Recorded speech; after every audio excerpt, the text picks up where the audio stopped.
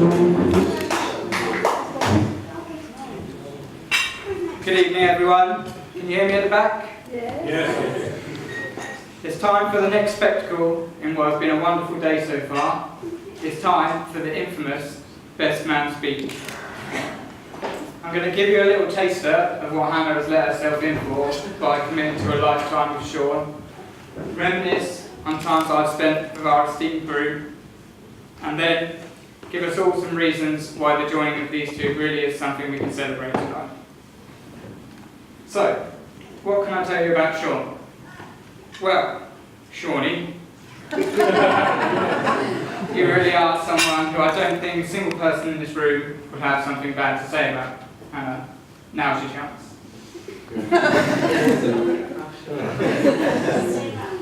That makes it quite hard for me to deliver your traditional best man speech that made Shaun want to run away and hide.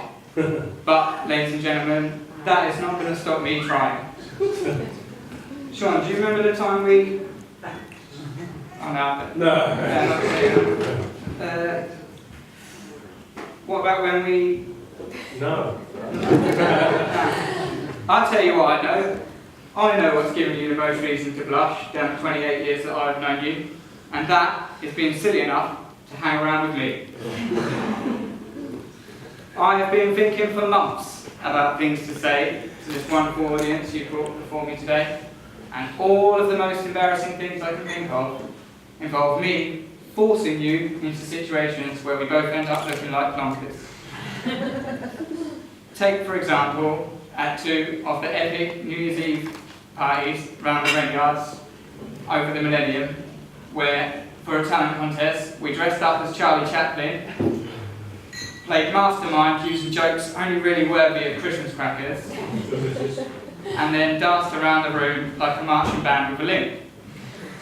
But somehow, ladies and gentlemen, we won it that day, so just think how bad everyone else was. Trouble is, we got a bit cocky, because next year, Graham managed to persuade us to dress all in yellow, a bit like SpongeBob SquarePants, and dance around the room to Yellow Submarine. And personally, that was a bit like a new low. Yeah. We started our early careers doing as much as we possibly could to avoid delivering newspapers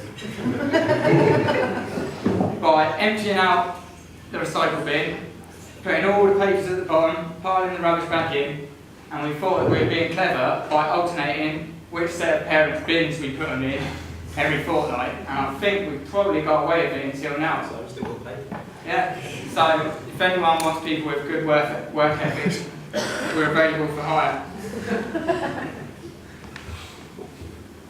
More recently, we managed to make all the happy couples in our family have a domestic by destroying them in a game of Mr. and Mrs. But I'm not going to tell you which one was Mr. and which one was Mrs. because I think you can probably work that out for yourself. Then, on your 24th birthday, we managed to persuade you to cover yourself in fluorescent paint and dance around Palmerston Road in a tutu, even though you knew there were cameras watching. And to top it off, you were clever enough to let me arrange your stag do in Amsterdam, where there was a million things you could have done to embarrass yourself. But, ladies and gentlemen, what happens in Amsterdam stays in Amsterdam, other than E.T. losing his wallet, of course.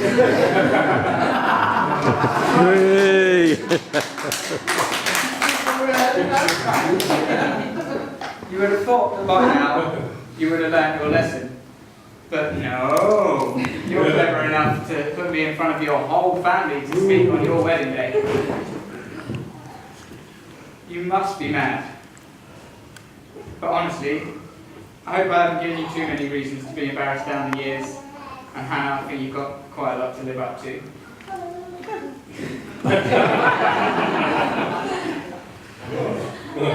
So, what can I say about Hannah and Shaun and what their love and care for each other could really teach us all, and we could use it as an example in our relationships?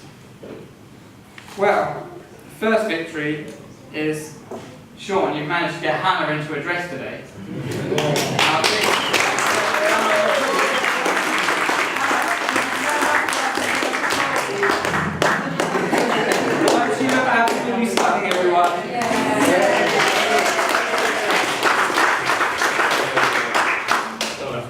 Shaun, you're on to a winner there, mate. Go home, burn all the trackies, hide all the trainers. And every time she comes home, your eyes will pop out of your head like they did standing up there earlier on. But you better wean Ellie in slowly because you don't really want her chewing up Hannah's leg thinking there's an intruder, like what she did to the football I donated her. But seriously, ladies and gentlemen, I think these two will be solid as a rock until they're in their hundreds and Hannah's sat in the disabled section of Fratton Park in her wheelchair watching Yeah, you can still have your dress on. Got plenty of flies up it by then. Then, Shaun will be walking the dog with his hovering mobility scooter. The reason I'm so confident is my cousin is one of the best guys you will ever come across. And that was confirmed to me by a member of the Roberts clan while we were in Amsterdam, when Hannah's brother Luke turned around to me and said, I love Shaun. And I was a little bit worried there's some competition going on. Especially given the city we were in at the time. But he went on to tell me he doesn't think there's a single person in the world out there who's better for his sister. And I think everyone in the room can agree with that, can't we, ladies and gentlemen? Yeah.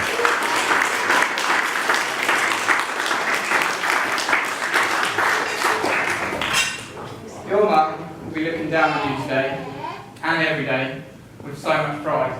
And I'd like us all to take a moment and raise our glasses for Carolyn and other loved ones who can't be here with us today. So Carolyn. Shaun, you're my best mate, and I'm very proud you have given me a chance to stand and tell everyone what a legend you really are on your wedding day. And with that, ladies and gentlemen, I call a toast to the bride and groom. To the bride and groom. Let's all have a great evening. Thank you.